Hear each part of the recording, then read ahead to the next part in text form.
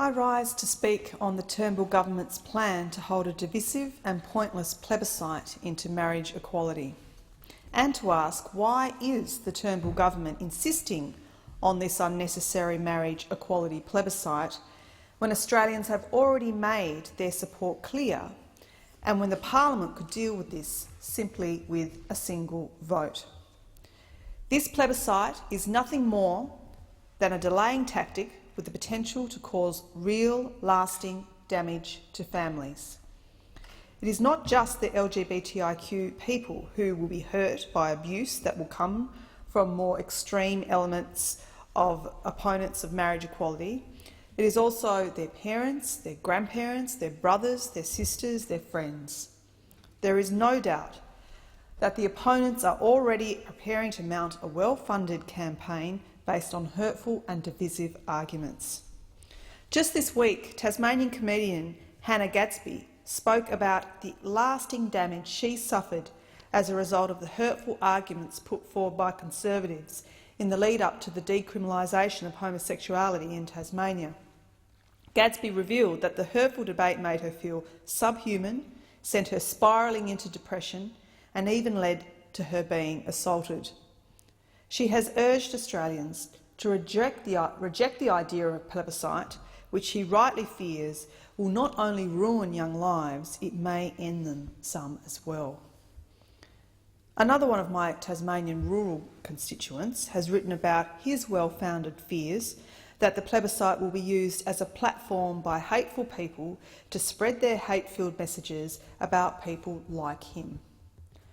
Not only will the plebiscite, though, be hurtful and divisive, it will also be pointless, after a number of Liberal members of Parliament and senators have indicated that they will vote in Parliament against marriage equality regardless of the plebiscite result.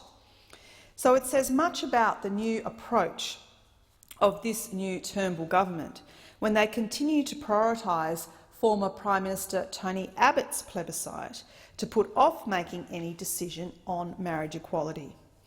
The current Prime Minister, Malcolm Turnbull, is personally in favour of marriage equality, but he is continuing with this divisive plebiscite anyway, to appease none other than a small group of far-right MPs in the Liberal Party that want it. After consulting with members of the LGBTIQ communities in my home state, I do not support a process that I believe is unnecessary and that will drive hatred and harm. Marriage is both a deeply personal and social institution. It is a commitment offered by the couple to each other as a means by which they value the dignity of each other's love and formally recognise it in the community. However, the legal definition of marriage currently denies same-sex couples the dignity of equality. I believe that is discriminatory, it is incompatible with the expectations of a fair society. We cannot argue that we treat all Australians equally when we keep discriminatory laws in place.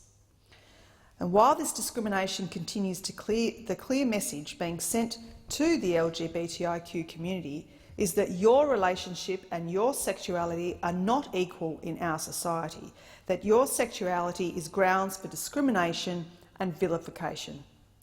This is a message I strongly disagree with, along with the majority of Australians.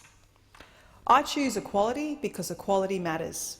We as a society recognise marriage as an important institution for couples.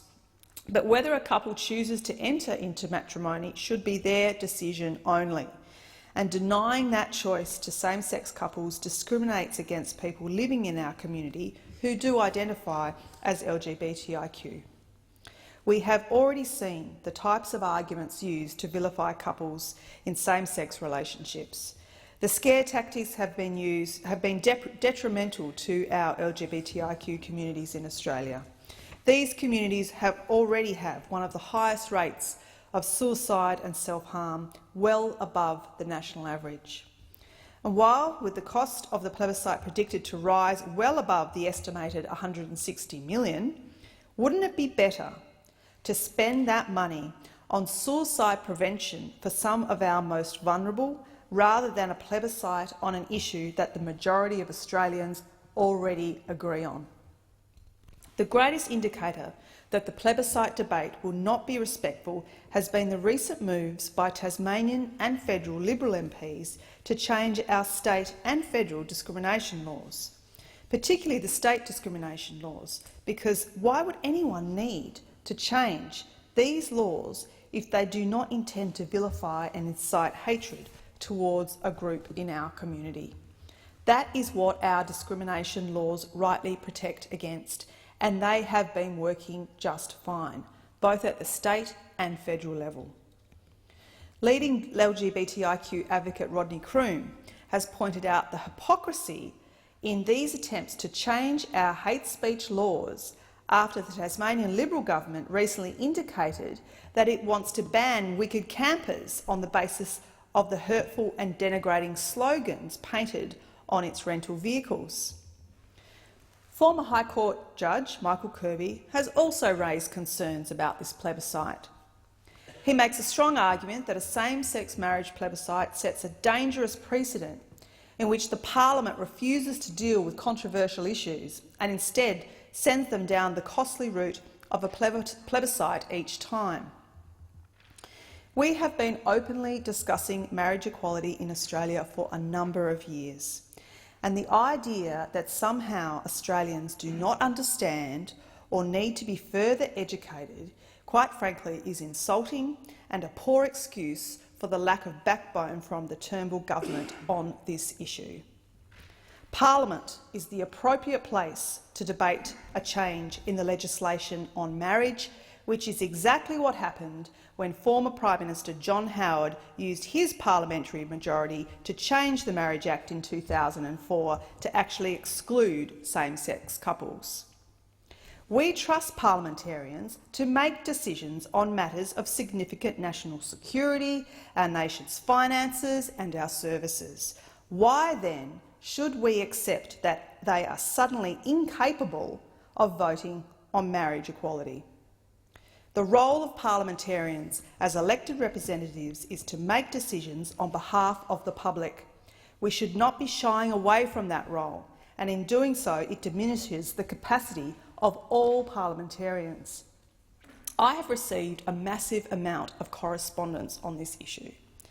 The letters, emails and phone calls are overwhelmingly in support of changing the law to enable marriage equality, and opinion polls consistently back it up. Almost every opinion poll on this issue has found that around 2/3 of Australians support marriage equality. I want to see marriage equality in Australia, just as it has been achieved in over 20 other countries in the world by their parliaments. But it needs to happen in a respectful manner. A plebiscite is not a pathway for marriage equality.